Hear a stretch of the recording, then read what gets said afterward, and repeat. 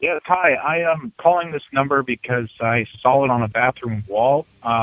Seeing if you're Brandi. I'm Brandi Lukas, and this is Brandi is Going to Hell. My taste in music is all over the shop, and it's the driving force behind this show. I will be bringing you music updates and chats with artists that you won't hear anywhere else. The only true currency in this bankrupt world is what you share with someone else when you're uncool.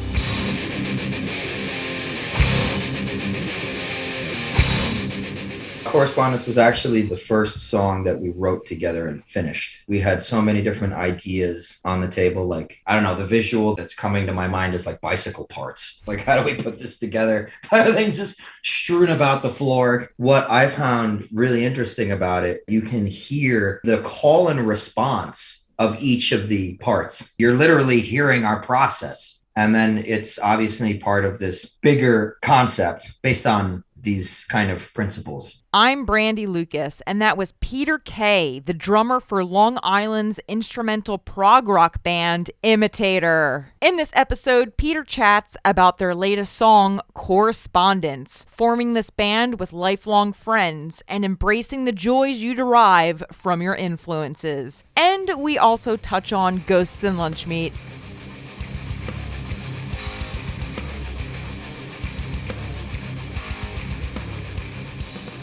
Greetings, Earthlings. Thank you so much for smashing that play button. I'm so grateful that you've tuned in so I can take you on this musical journey. If you're new here, I interview all kinds of musical artists on my podcast, and before every interview, I list around 5 new albums that I dig by artists big and small. This week marks episode 22. It's my 9th episode in 2021. And if you know me, I'm someone, if I have a project, I'll work on it for a little bit and then drop it and then not come back to it for probably a year or two. So I'm so stoked that I've stuck with it because there's so many awesome bands that everybody should hear. And I want to be that person to help shovel it into your ear holes. Anyway, I am so stoked to have my longtime friend Peter K from Long Island's brand-spanking-new instrumental prog rock band Imitator. And I'm serious about them being brand spanking new. They just released their first song this past June 18th called Correspondence, which you can hear on SoundCloud, Bandcamp, and YouTube. Later this summer, August 27th to be exact, Imitator's EP Principles will be out on all streaming platforms.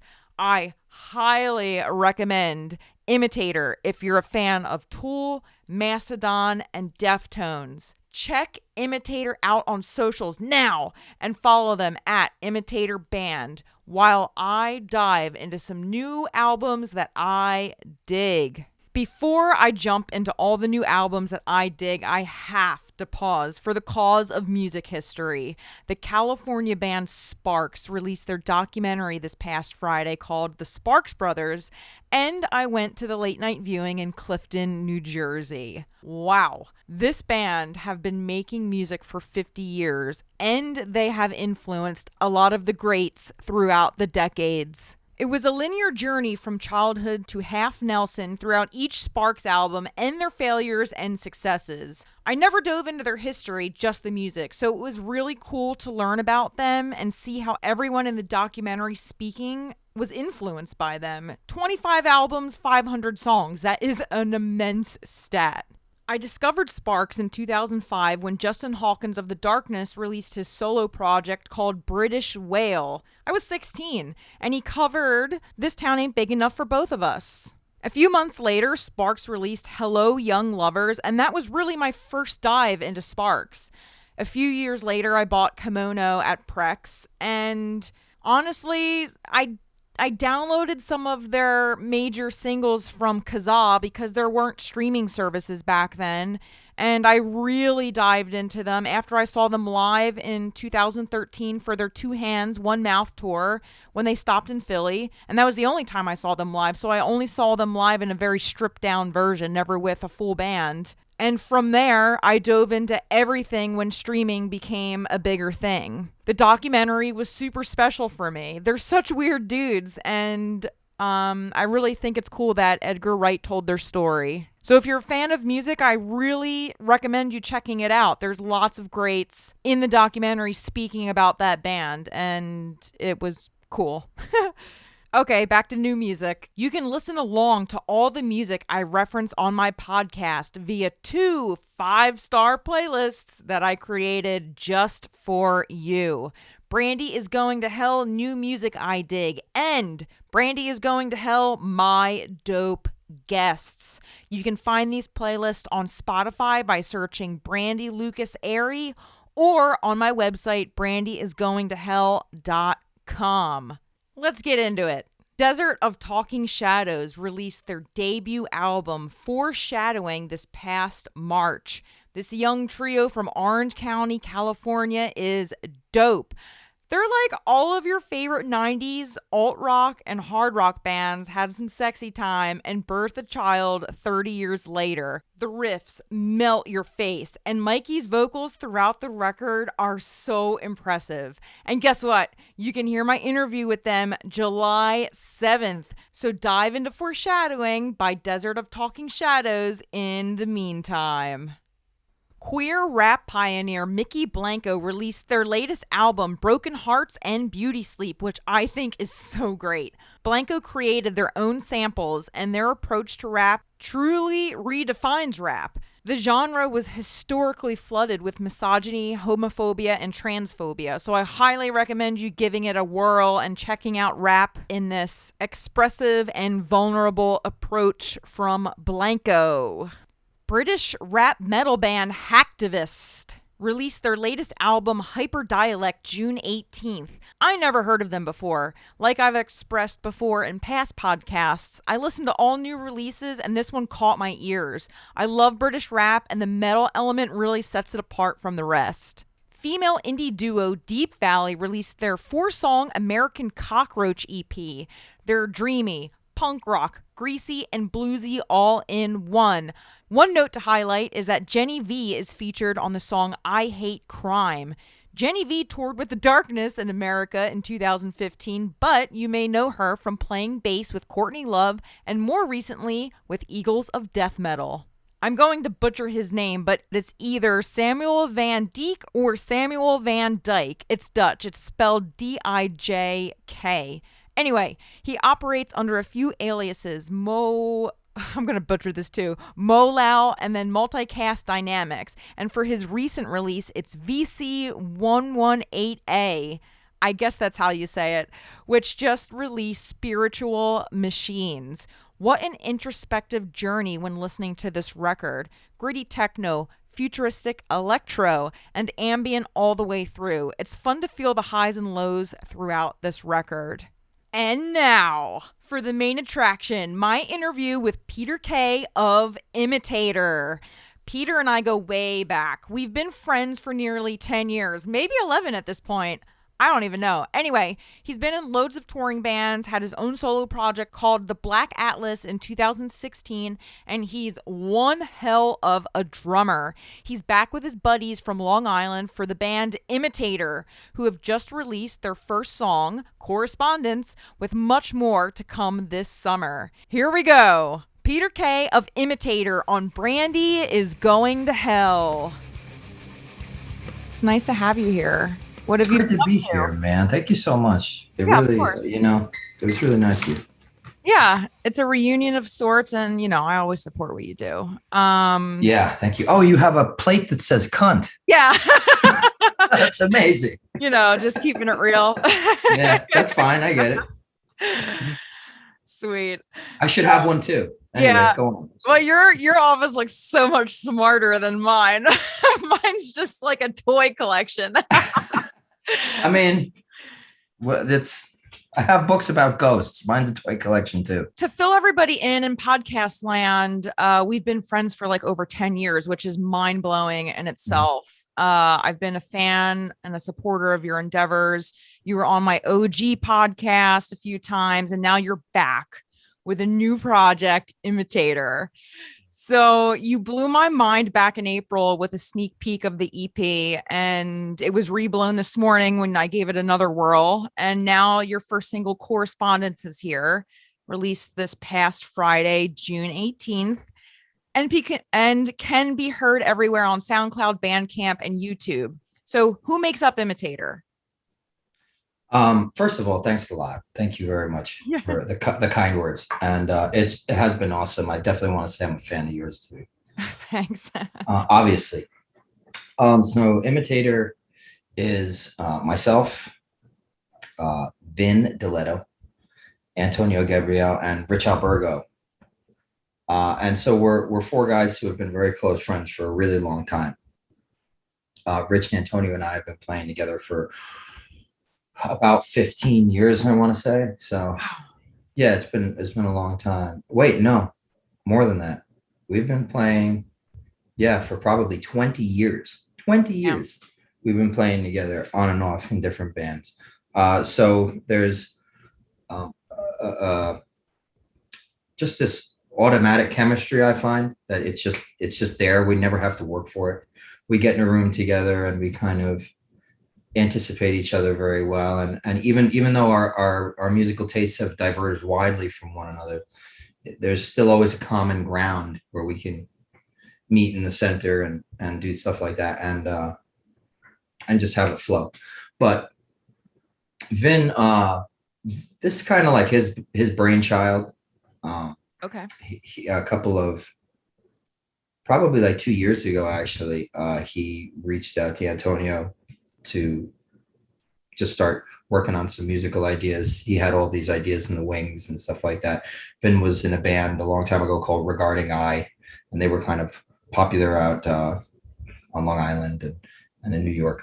So he hadn't done anything very serious since then. So it's been many years, and he's been kind of like ruminating on these things and got all these song ideas brewing. He got Antonio involved. Antonio asked me to come play the drums, and I was so reluctant.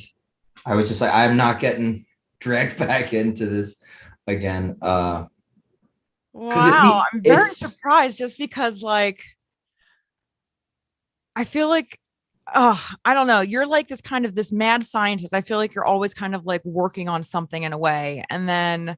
But okay, go on. I'm very surprised. Well, I mean, to a degree, I was working on myself. So like that was my main focus. Like, please don't distract me from this. Yeah. Okay. But ultimately, that's a lifetime's work. It doesn't end.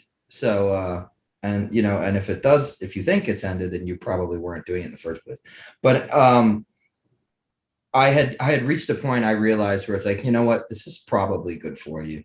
You can probably take this stuff back on now and go out and do this. So I met up and jammed with them, and it was just fantastic. The chemistry, especially with Vin, it was like we had been playing together for many, many years. And I love the stuff he writes. It's just so interesting. And that's. And what's his role in the band? Sorry. Oh, sorry. He's a guitar player. Okay. So Vin is the main songwriter, and then he and I'll get together and kind of workshop something. And I guess the interesting thing is that he writes in a vacuum alone. And that's really, really good, because there are marks of style that come with that don't get washed out by having to kind of conform to what me and Antonio are doing. Because together, Antonio and I are such a strong presence. We've been playing together for so long that we're going to naturally pull him towards this like prog rock metal thing. And he's much more of like a post rock kind of, a lot of very interesting chord work that he does. It's very pretty. It's very ambient, and there's tons of harmony. So he gets to do all that stuff himself, and then he brings it to me, and I have to figure out, like, okay, where the hell, where do the drums go? Because it's there's a lot of odd time signatures. There's like, we turn on a dime to a totally different feel. So I have to I'm constantly pulling from my influences that are groove based. I want you to be able to nod your head to the music and kind of, be with us where we are instead of getting lost. Mm-hmm. And so that's the challenge. And then Antonio comes in and Rich is usually the icing on the cake. You know, the thing is that we did so much of this through COVID. Okay. So it's like track sending and file sharing and stuff. And now I'm in North Carolina, so that's how we're doing the drum parts. Yeah. You know, Vin will send me guitars. I'll write drums on a MIDI controller. I'll go practice them at a rehearsal space, and then we get together to jam like once a month. That's really cool. And so this project is completely off a different path than the Black Atlas. So this is kind of like, this is your bandmates baby, and you kind of get, I guess, the pressure taken off of you, because you just get to do like, you know, focus on drums, and then, you know, it all kind of folds together, which is great. And you're all from Long Island, which, yes, no? Yeah. Yeah, that's cool. And it's kind of like circling, you know, it's all hometown oriented in a way, which is really cool in itself. So can you talk about that, and, you know, down to even the recording studio? Can you piece that all together for me? Voodoo Shout out Strong Island. Yeah. None of that. So it's Long Island had a really strong music scene for a really long time in the late 90s and early 2000s, and I'm old enough to be able to remember that because I was playing shows, VFW halls and things like that, and churches, lots of churches. But it was it kind of all fell apart when bands from Long Island, because of that like scene unity, you know, that the strength of the scene, it started attracting labels and A&R and things like that. And so you have this tremendous, there's an entire genre of music that came from a very small part of New York on Long Island, you know, Taking Back Sunday, Stray Light Run, Brand New, Glassjaw, all these bands are from where we're from. And so while they also inspired us, it's kind of like, it was, their success dropped a bomb on the music scene, you know, because it became very competitive for new bands. You know, it was less about let's play a show and more about like me first, you know, like look at me. Yeah. So we all spent time in that, you know, and learning to do that, and learning what works and what doesn't work. And ultimately, I think that the four of us, having played in all these different permutations of bands and going through all that, touring, all of us have been in touring bands and stuff like that. And we learned that it's just best to enjoy what you're doing and just be yourself to whatever degree that is possible. And to do it with people that you really like. And that ends up being the core of this band, is that I play with three guys that I love and I respect them. And they write really interesting stuff. So it's a lot of fun. And I hope I can speak for all of us. I think I can when I say that. But that's the motivating factor. And it comes from this crucible, right? This really intense kind of music and arts furnace that was Long Island, trying all these bands, butting heads, and all this pay to play bullshit and getting ripped off and by these show promoters and things like that. And just being in so many different bands with so many different people, you just realize, like, the fuck are we doing? It's pointless unless this is fun. I'm not, you know. Yeah. It gets weird, you know, you're ironing your hair and you're wearing skinny jeans, and I'm not skinny. I'm I'm shaped like a fucking lunchbox. So I could never do that.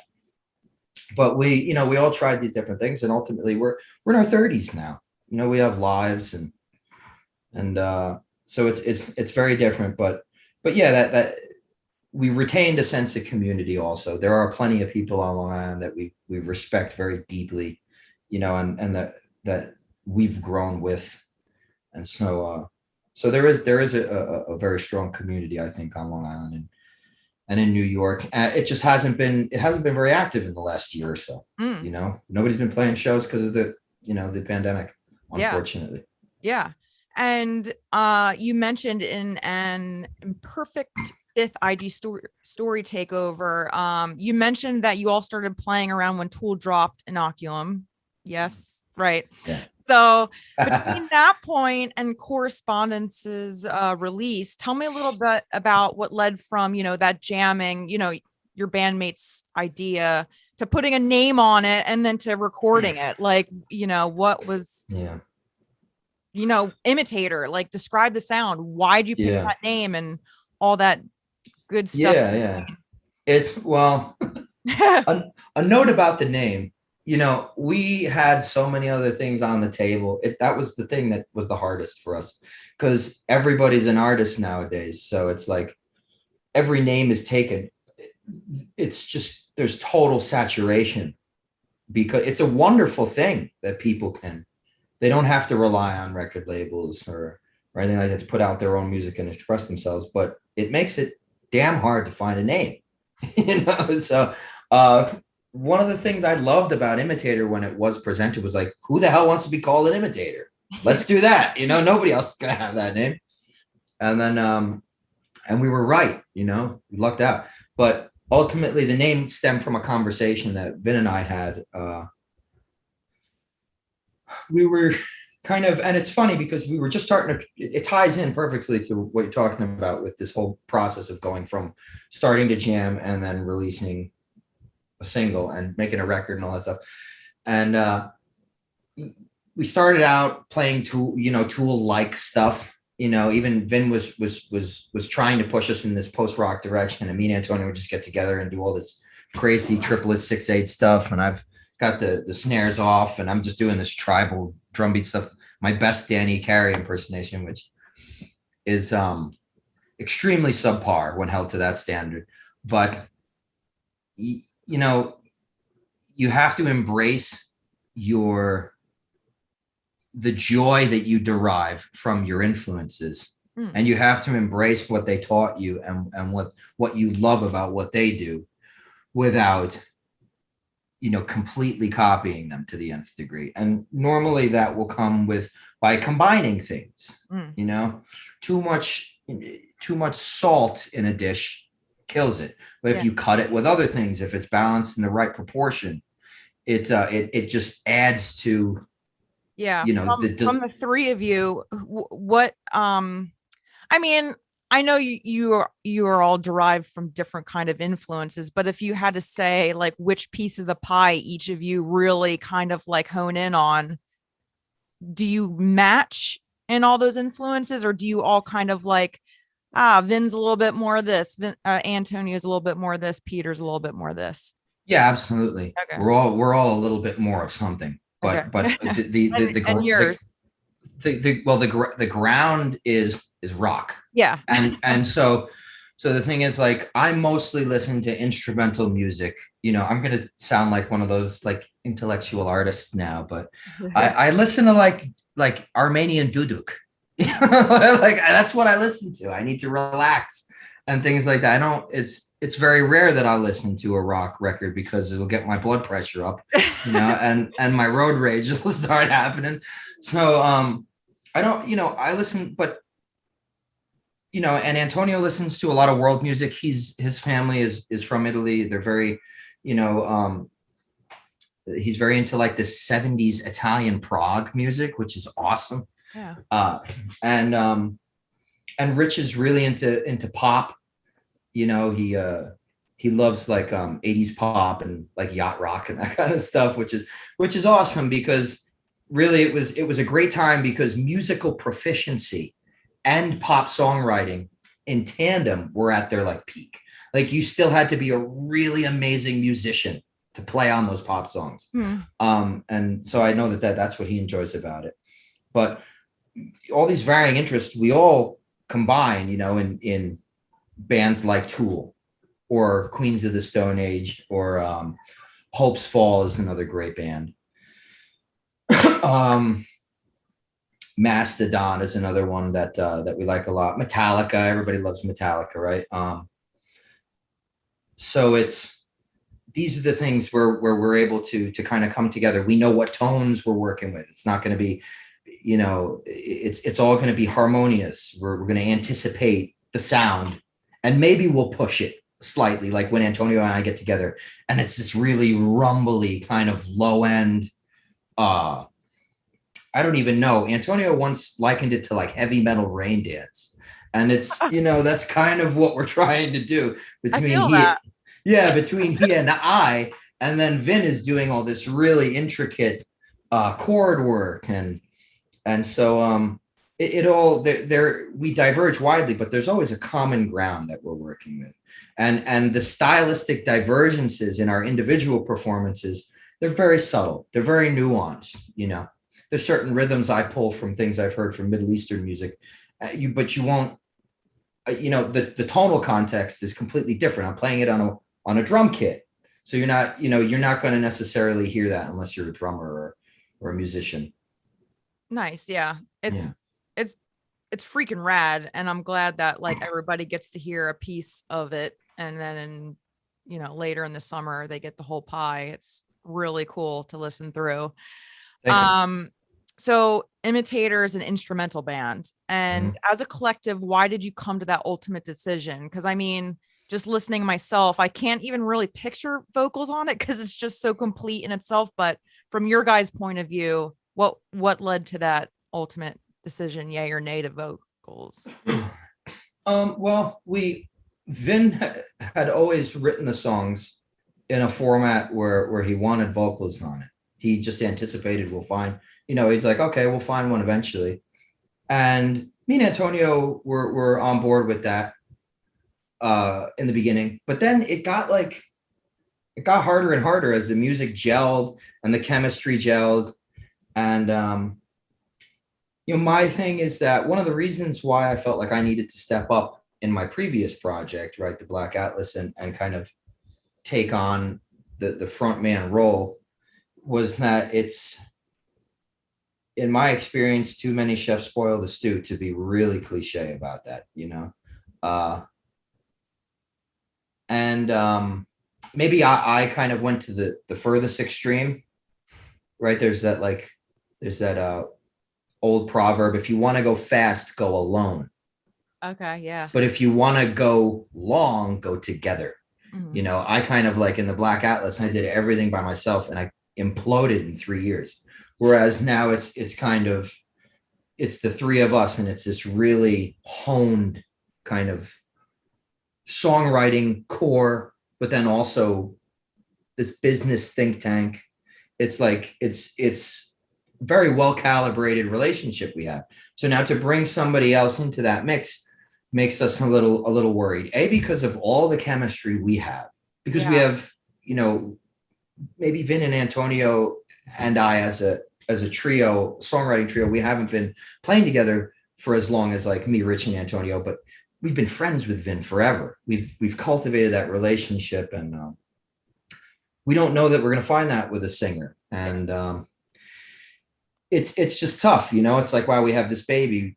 Do we let a stranger into our house, type of thing? So I wouldn't say that we're necessarily set on being instrumental forever. If the right thing happened, we would definitely, we're even open to collaborations with vocal artists. If, you know, if like we'll probably will seek to have 1 or 2 songs done with a vocalist for the full length. But it's just, it's too, we don't want to force it. Yeah. You know, it's another part of the ethos. Don't force anything. Yeah. That was just one of my little curiosities, only because I'm very conditioned to hearing you play with, you know, words to your music. And a lot of people have thank you, but a lot of people have said, you know, like, why don't you have a vocalist?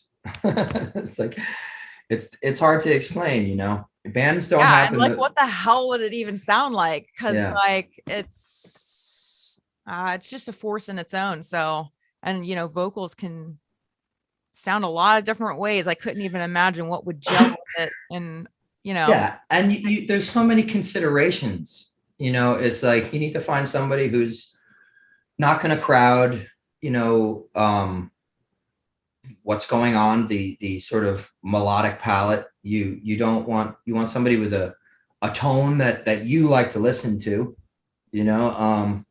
You want somebody who's going to write lyrics that you find intelligent or inspiring. And then there's a whole like mix consideration on the other side, you know, where it's like, how do we level the vocals in where they're doing their own thing? And so it's something I would personally not, I'd rather not think about that. Yeah, yeah. Cool. Yeah. So can you talk a little bit just about Correspondence? Maybe just, that process of that song, just because it's the one out right now and the focus. Yeah. So Correspondence was actually the first song that we wrote together and finished. Wow. We had so many different ideas on the table, like, I don't know, the visual that's coming to my mind is like bicycle parts. Like, how do we put this together? Things just strewn about the floor. And that song finally came together. And what I found really interesting about it, listening back, is that you can hear in the call and response of each of the parts. Not just the two guitar parts, but what I'm doing on the drums, what Rich is doing in the bass. We're all taking this opportunity to say, okay, I'm going to allow this person their room, their however many bars to say what they want to say. And then I'm going to feel it out. And now I'm going to deliver something. So we're carving out space in the song for each other. It's very almost jazz-like. This is trippy because like I've listened to that, like, I listened to the whole EP on loop this morning, and just listening to Correspondence and hearing you say this, I'm like, that's trippy. You're right. Like it is like a very call and response kind of thing. And yeah, that's cool to like hear you say that and hear it in my head. Yeah, that's fucking trippy. I like that. Yeah, but that's us learning to do that. You're literally hearing our process. That's our it's kind of our learning curve, that song, and it just worked out really, really well. So that was the first song, and then it's obviously part of this bigger concept based on these kind of principles. Yeah. Which, that's the title of the EP. Yeah, principles. So like that segues perfectly. So what's next this summer for Imitator following Correspondence? Well, we do have an in-studio live performance at Cove City Sound Studios that we recorded, that we're going to be releasing song by song, probably as a YouTube thing. We've got playthrough videos that I'm starting. I'm going to be doing some drum playthrough videos. Those were a lot of fun. There'll be guitar playthrough videos. We have another single coming out mid-July, I want to say. And then we're doing end of August 26th, we're doing a live stream from Voodoo Studios, where we recorded the record. Mike and Frank at Voodoo Studios were instrumental in putting all this stuff together with us and helping us, encouraging us to take this seriously. That was really when it flipped on its head, was working with Mike and Frank and listening back to the tracks and hearing their support. And we just kind of looked at each other and we were like, what the fuck, we wrote this? We were like scratching our heads, like, it sounds so good. It's like, it was a genuine surprise. So of course we want to go back there to do a live stream August 26th with them from their live room. That'll be like our EP release show. Awesome. The next day on August 27th, the EP will drop everywhere on all platforms. So very cool. So Voodoo Studios, the folks that you just mentioned that you recorded with, have you known them for a while too? Is it just more of the family like operation, or is it a new kind of relationship? Well, Voodoo Studios is an extremely well-known studio on Long Island and within the industry. So Mike Watts, the head engineer there and producer, he had made some of our favorite records. So now we were talking about like these shared influences that inspire us and kind of bring us together. And so many of those records were made there, Hope's Fall, The Deer Hunter. I was like, we were all obsessed with these bands for a portion of time. And Mike has worked with everybody from the dudes in Glassjaw, and it's just everybody.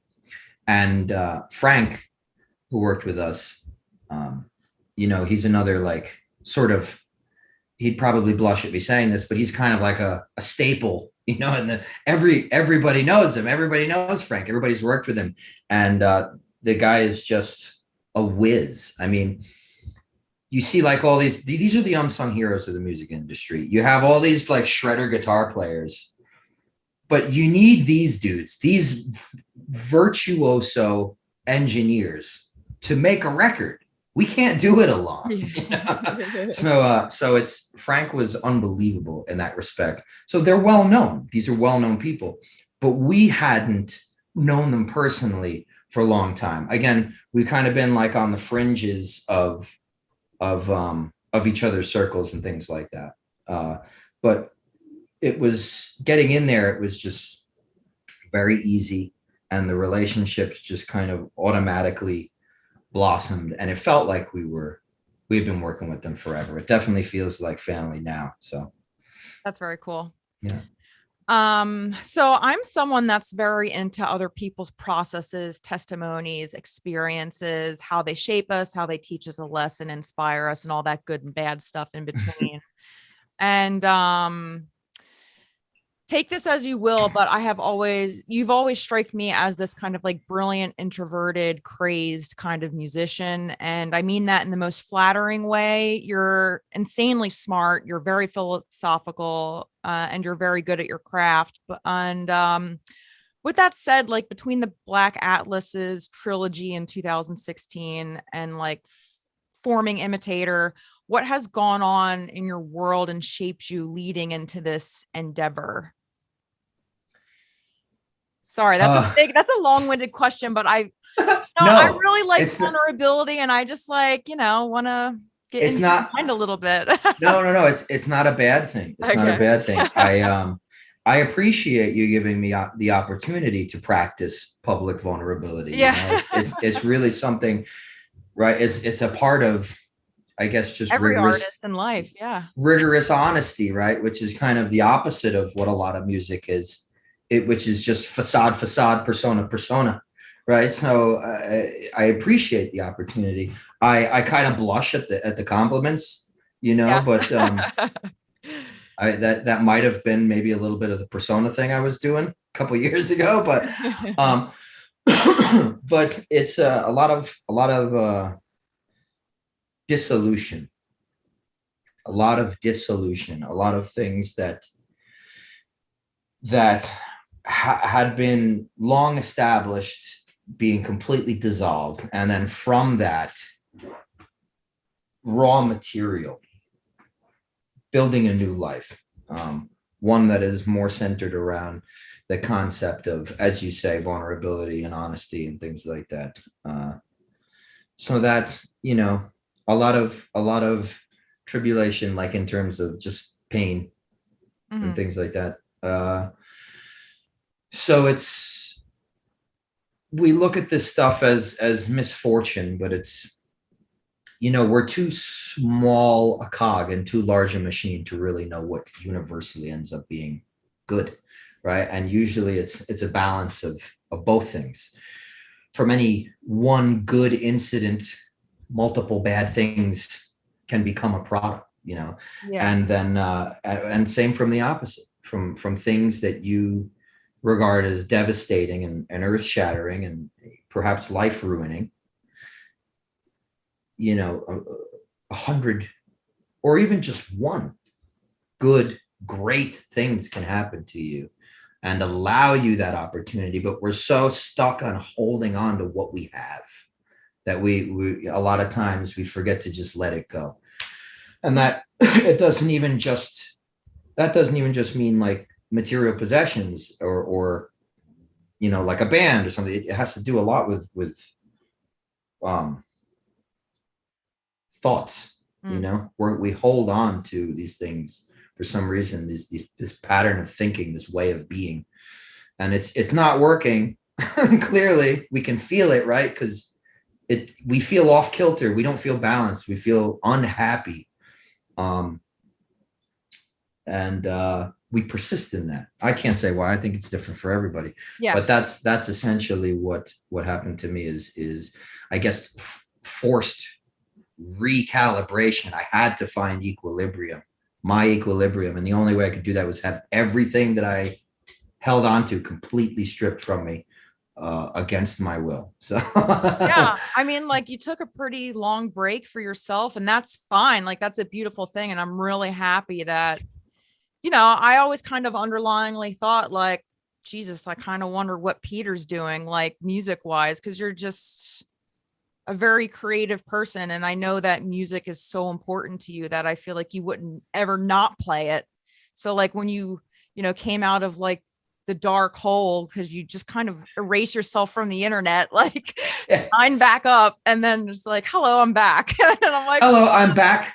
I'm back in the back in this I'm back. I'm back in the capacity to be a spam bot for my band. That's it. I'm not gonna, you know, I posted a couple pictures of my dog, but yeah. You know, that's really it. I'm not, it's important. It's important, you know, like so much of who we are nowadays is wrapped up in our social media accounts, whether that's the band page or the business page, or the people who constantly show up in our feeds, you know, and it's just this habitual, mindless thing that we're constantly doing. And so if I'm going to start over, then I need to start over, you know, and I need to get back to engaging on a daily basis with my humanness. And I think that social media touts this grand thing about, like, yeah, we keep people connected, but there's a human component missing in that connection, and it can be very destructive to the mental environment. So I had to get rid of all that stuff and break down the Black Atlas, and it was an exercise in letting things go. Yeah, you know, impermanence is the only permanent thing. So I had to let go of all that stuff, and then I popped back on because it was like, you know what, I think I can handle it now without letting my ego get way too ahead of me. And also, I really want people to hear this music. It's strange because, like you say, music is just something you can do. And I was convinced that was the way that I would look at it for the rest of my life from here on out. And I wouldn't feel this desire to necessarily push things the way that I had pushed them before. But I think it's a combination of how I feel about the music, and it's a combination of the people I'm working with. Their energy makes me very excited for all this stuff. And I think of all the possibilities, you know, if I did all the other stuff alone, imagine what we could accomplish together, sort of thing. So, yeah, it's great. So that's why I'm kind of stepping back and throwing my hat back into the ring. It's like a half hat. I'm not really totally. Yeah. And I mean, like, you know, it's creative, and I'm sure playing is very cathartic in its own way. And, you know, combining that with your little soul journey and, you know, the music cathartic, I think it's a good, you know, you were ready, you know, that's the most important part. You were ready to get back into it. And that's the beauty of it. That's kind of what I was hearing in the back of my head when I was having doubts about, like, do I get back involved? And I just kept hearing, like, you're ready. It's okay. Go ahead. Yeah. Cool. And this is a little off topic, but I'm a little curious. So you were in London drumming for something at some point. What was that? It was drumming for ham sandwiches. I'm a big supporter of that charity. No, I'm kidding. That could be the title of my memoirs, Drumming for Ham Sandwiches. I think this might foreshadow a question I had ready for rapid fire. So. Oh, okay. I was working with an engineer, Gary Grederson, who is my main guy, the main guy. He has demoed every Black Atlas song that I ever did. was demoed at his studio first. He's got a great little workshop, or he had it anyway. He's like transitioning to a little bit more of a mobile career now. But so I went with him. We were working on a project at Abbey Road Studios. So I went out there and I did a little bit of drumming and a whole lot of sightseeing. Yeah. And I even spent a little time in quiet reflection in the studio where Dark Side of the Moon was recorded. And it was just a really cool experience. It was amazing. So it was a lot of fun. It was a great trip to take with a really good friend. And I hope eventually we can get back there again together. Yeah, that's cool. Yeah. So this episode really was just a catch up between us, the evolution of Peter. And, you know, when the EP is out, I'm stoked to have you and the other fellas on together to talk about Principles as a whole. So that's in the date book already, and I'm really looking forward to it. Awesome. So is there anything that I missed that you would like to add, you know, where people can find you on the internet? What's the best way to support Imitator? Lay it all out. So you can, I think the Instagram and the Facebook are the best. It's just at Imitator Band. That's kind of what we're really pushing now. I've never figured out Twitter. Maybe it's because I have a problem being concise. I think that's why. Fair enough. I'm very long-winded, but you can just support us by listening to our music if that's what you enjoy.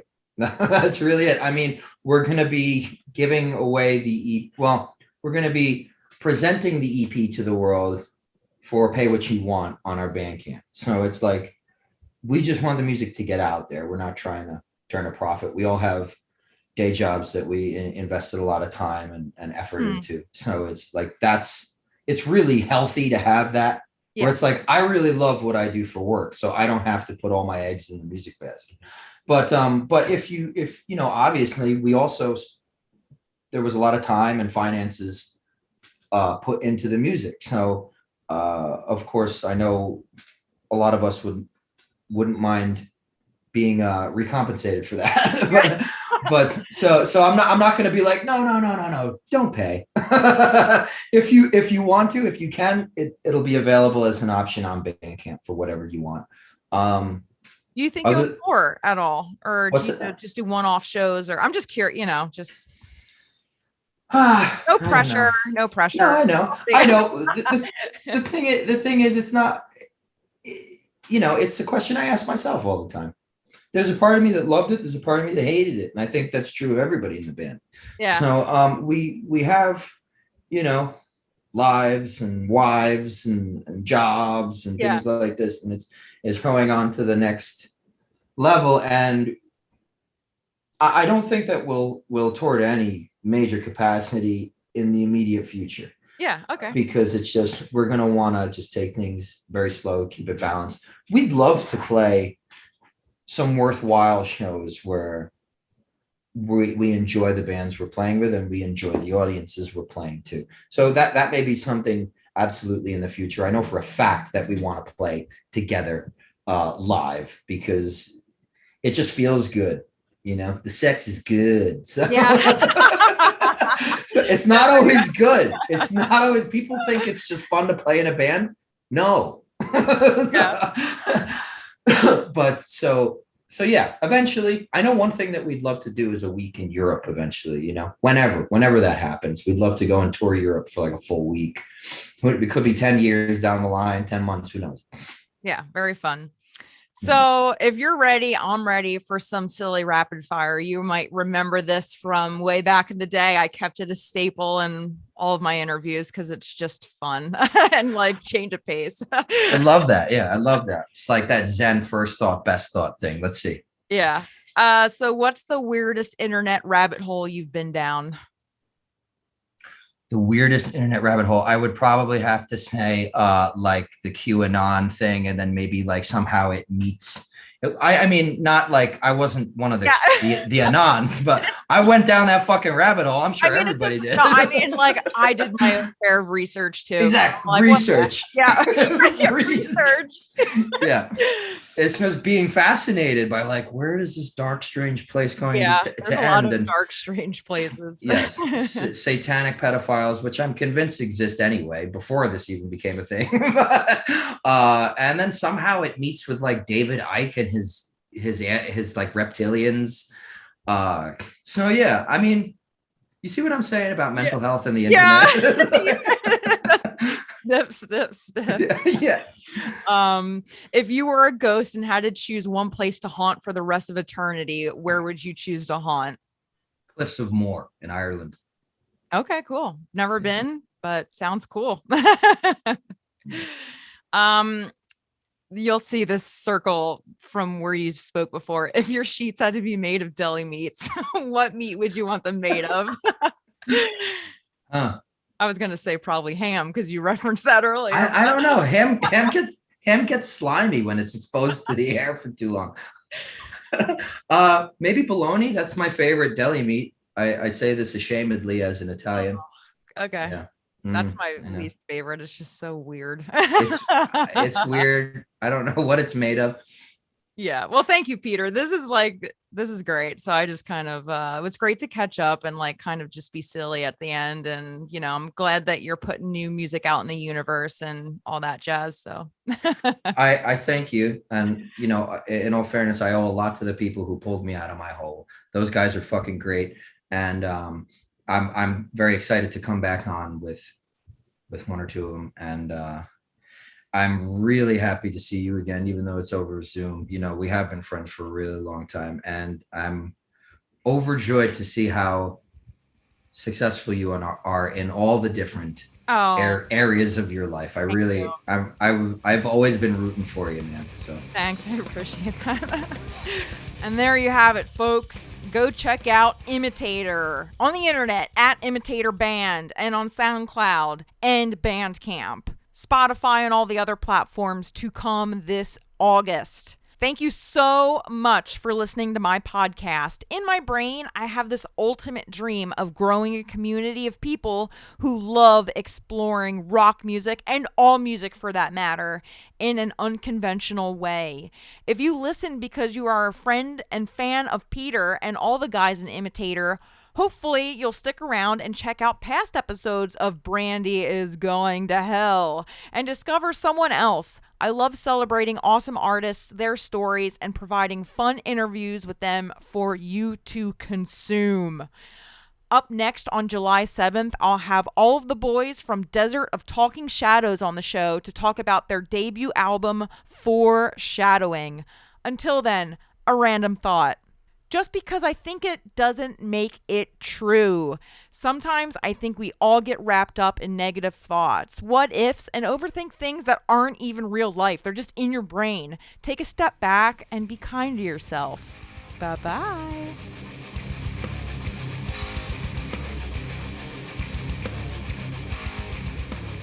Thank you, yes you, for listening to Brandi is Going to Hell.